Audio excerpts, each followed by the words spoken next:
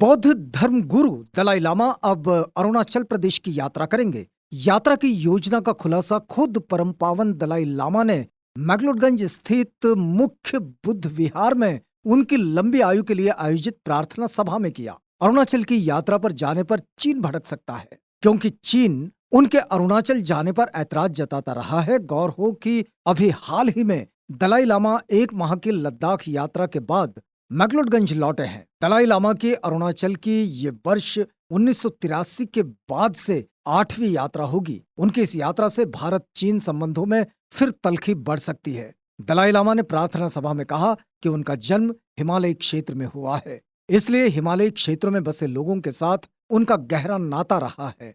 उन्होंने कहा कि हाल की उनके लद्दाख, जंस्कार और साथ लगते अन्य क्षेत्रों की यात्रा इसकी गवाह है। उन्होंने कहा कि आने वाले दिनों में उनके अरुणाचल जाने की भी योजना है। उन्होंने कहा कि लंबी आयु के लिए वे रोज आर्य तारा पूजा करते हैं, इसलिए उनमें लंबी आयु जीने के लिए हीरे के समान मजबूत संकल्प शक्ति है। तिब्बती समूह ने दलाई लामा के माथे पर सिंदूरी तिलक लगाकर आर्य तारा मंत्रोच्चारण के साथ उनकी लंबी आयु की कामना। धर्मगुरु ने कहा कि दमनकारी शासन के बावजूद तिब्बत में रह रहे लोगों की उनमें श्रद्धा और विश्वास की भावना अडिग है। चीन के लोगों में भी बुद्ध धर्म के प्रति रुचि बढ़ी है, इसलिए चीन की सरकार जिस तरह से उन्हें विद्रोही के रूप में प्रचारित करती आई है, उसे भी अब चीन के लोग सच नहीं मान रहे। पिछली बार दलाई लामा अप्रैल 2017 में अरुणाचल गए थे, तब चीन ने कड़ी प्रतिक्रिया व्यक्त की थी। चीन के विदेश मंत्रालय ने कहा था कि भारत को दलाई लामा की यात्रा तुरंत रोकनी चाहिए। चीन ने बीजिंग में भारतीय राजदूत को बुलाकर भी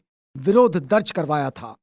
चीन दलाई लामा को अलगाववादी बताता आया है। तिब्बत में स्वायत्तता की मांग को कुचलने के लिए चीन तवांग पर नियंत्रण को अहम मानता है। तवांग में तिब्बती ज्यादा है। तवांग बौद्ध धर्म का महत्वपूर्ण केंद्र होने के साथ साथ छठे दलाई लामा की जन्मस्थली भी है। तवांग सामरिक लिहाज से भी महत्वपूर्ण है, क्योंकि इस पर आधिपत्य के माध्यम से भूटान को दोनों तरफ से घेरा जा सकता है। ऐसा होने से सिलीगुड़ी कॉरिडोर तक चीन की पहुंच आसान होगी और भारत की क्षेत्रीय सुरक्षा को खतरा होगा।